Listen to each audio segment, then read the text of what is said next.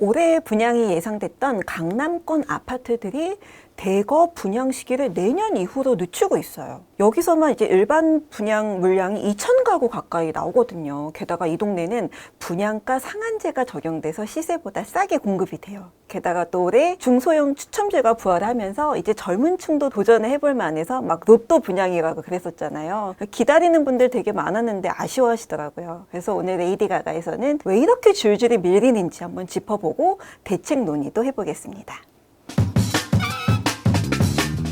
이제 강남권 신규 분양 단지 중에서 덩치가 제법 큰 신반포 메이플자이 한번 보겠습니다. 지도를 보시면 여기 있어요. 이제 잠원역 있고 여기 단지가 이렇게 있고 조금만 한 블럭 정도만 가면 이제 한강입니다. 게다가 이제 경부고속도로도 가까워요. 여기가 이제 신반포 4지구를 재건축한 거고 총 3,307가구예요. 캐나다의 이제 국립공원 메이플 모티브로 해서 조경을 설계를 했고 이제 잠원역이랑 아파트 상가랑 지하로 연결돼서 입지가 되게 좋아요. 역세권, 초역세권. 당초 올해 분양을 계획했거든요. 근데 내년으로 연기하고 입주는 아마도 2025년 4월 아마도 예정이 되어 있습니다. 또 하나 볼게요. 어디냐면 이제 청담 르엘입니다. 여기가 이제 강남구 청담동에 있던 청담 3익을 재건축한 거고 1261가구예요. 여기도 올해 분양을 했어야 되는데 내년으로 미뤘습니다. 그 다음에 또 서초구 방배동에 있는 아크로 리치 카운티 여기 방배 3입 재건축이죠. 707가구 정도 돼요. 방배 6구역을 재개발한 1097가구. 레미안 원 페르라가 있고 신반포 15차 재건축한 반포동의 레미안 원 펜타스 여기는 이제 641가구인데 아크로 리치 카운티 레미안 원 페르라 레미안 원 펜타스 모두 분양 일정을 다 미뤘습니다. 근데 강남 서초뿐만이 아니라 송파구도 상황이 비슷해요. 이제 신천동의 진주 아파트를 재건축한 잠실 레미안 아이파크 여기가 2,678가구 대단지인데 내년 6월쯤에 분양하겠다고 해요. 그 근처에요. 미성크로바 재건축하는 잠실 르엘 여기도 분양 일정을 수년했습니다. 여기가 1,850가구 정도 돼요. 단지 규모가 다 크고 일반 분양 물량도 되게 많이 나오거든요. 저희가 한번 계산을 해보니까 이렇게 분양 일정을 내년 이후로 미룬 아파트가 강남권에서만 1,849가구에 달합니다. 여기서 나오는 이제 일반 분양 물량은 한 1,891가구 정도예요. 아니 다들 왜 이러는 걸까요? 저희가 취재를 해보니까 대략 세 가지 이유가 있습니다. 일단 첫 번째 이유, 분양가예요. 요즘에 분양가가 아주 무섭게 치솟잖아요.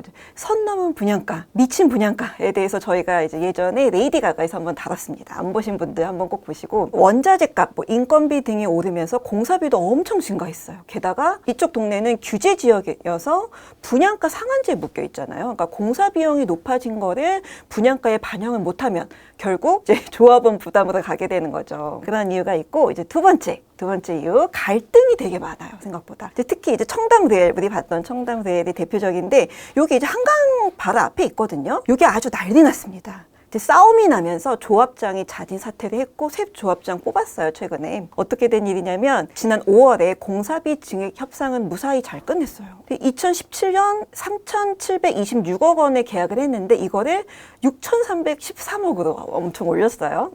근데 중요한 건 다 끝났는데 이제 동호수 추첨을 하고 난 뒤에 일부 조합원들이 반기를 듭니다.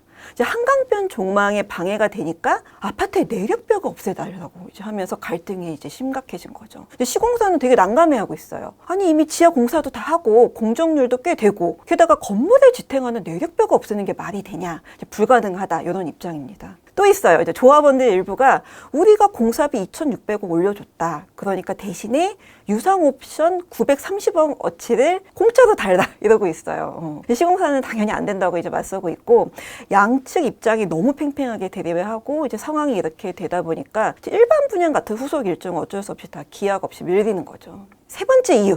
한마디로 소위 말해서 간 보는 겁니다. 전문가들이 내년에 금리나 공급 절벽 이런 거 온다 이렇게 지금 전망 막 하고 있잖아요. 게다가 최근에 공급난에 대한 우려가 좀 커지면서 정부가 막 대책을 내놓고 있죠. 요즘 같은 분위기라면 규제가 조금 더 완화되지 않을까 하는 이제 시장의 기대감이 커지고 있긴 해요. 이런 이유 때문에 분양 시기를 살짝 조절하는 거죠. 그러니까 일부 단지는 분양가 산정하는 시기를 의도적으로 이제 미루기도 하더라고요. 당초 이제 올해 강남권에서 분양할 아파트 아파트가 총 9곳이었는데 이제 5곳이 분양을 내년으로 미루게 됐습니다. 이달의 분양 물량은 뭐 나쁘지 않아요.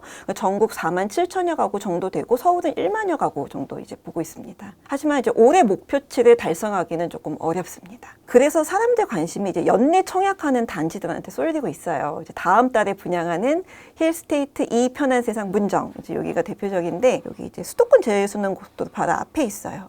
이제 공원도 있고 이렇게 위치가 이렇게 됩니다. 이제 여기는 현대 엔지니어링하고 이제 DLENC에서 저기 한 건데 일반 분양 물량이 한 299가구 정도 나와요. 근데 중요한 게 후분양이에요. 입주가 이제 내년 6월 예정이거든요. 그래서 7개월 안에 최소 10억 이상 준비를 해야 됩니다. 되게 빡세죠. 쉽지 않습니다. 내년에 분양시장 어떻게 될지 분위기도 잘 보고 시장 이렇게 상황 보면서 잘 대처를 해야 될 것 같아요. 오늘 레이디 가가는 여기까지 하겠습니다.